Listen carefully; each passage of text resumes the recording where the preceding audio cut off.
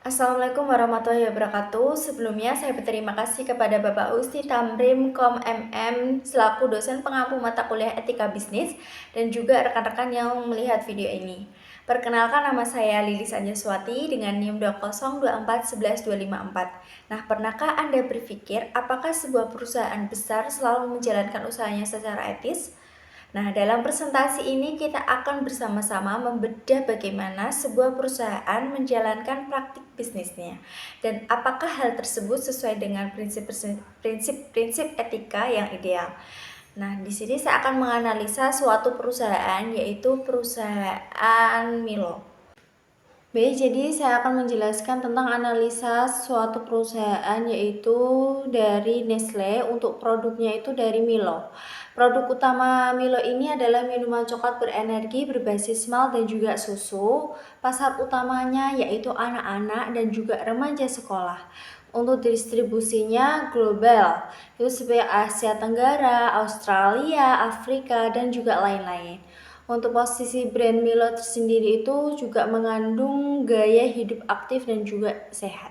Selanjutnya ada iklan susu Milo di samping saya, yaitu yang dimana iklan ini secara umum mengikuti prinsip etika pemasaran seperti kejujuran dan tidak menampilkan konten yang tidak pantas. Namun terkadang klaim manfaat dan gaya hidup dalam iklan ini bisa diinterpretasikan berbeda-beda.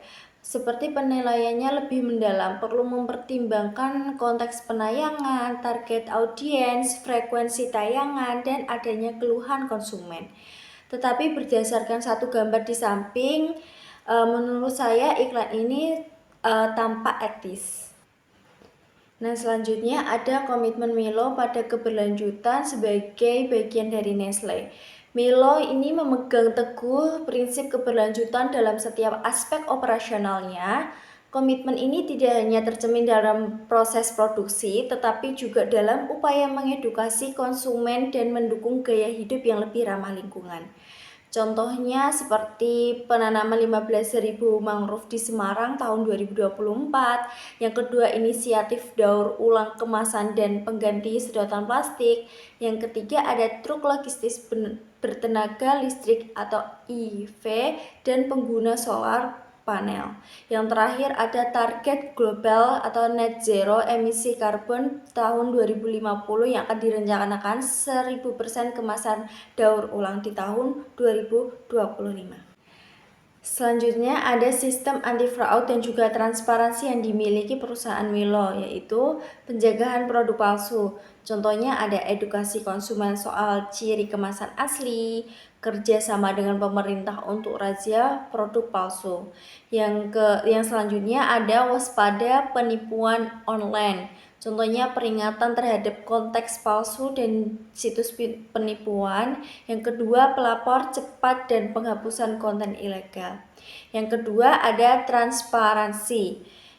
Transparansi ini contohnya ada klaim iklan nutrisi, yaitu harus berdasarkan studi ilmiah yang valid, pernah dikoreksi oleh otoritas, atau contohnya itu di Vietnam, teman-teman.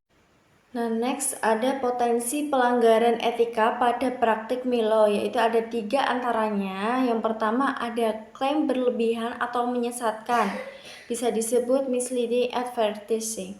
Penjelasannya, iklan susu Milo sering menonjolkan manfaat seperti memberi energi lebih atau menjadikan anak lebih kuat. Nah, jika klaim ini tidak sepenuhnya didukung bukti ilmiah, maka bisa dikategorikan sebagai klaim yang menyesatkan. Yang kedua, ada menargetkan anak-anak secara agresif. Penjelasannya, anak-anak dianggap kelompok rentan terhadap pengaruh iklan. Nah, iklan Milo yang menggunakan tokoh kartun atau atlet idola atau hadiah menarik bisa memanipulasi keinginan anak-anak. Yang terakhir ada membaurkan informasi gizi dan juga iklan. Untuk penjelasannya, periklanan yang menggunakan informasi nutrisi seolah-olah bersifat edukatif, padahal bertujuan untuk mendorong penjualan bisa melanggar prinsip etika.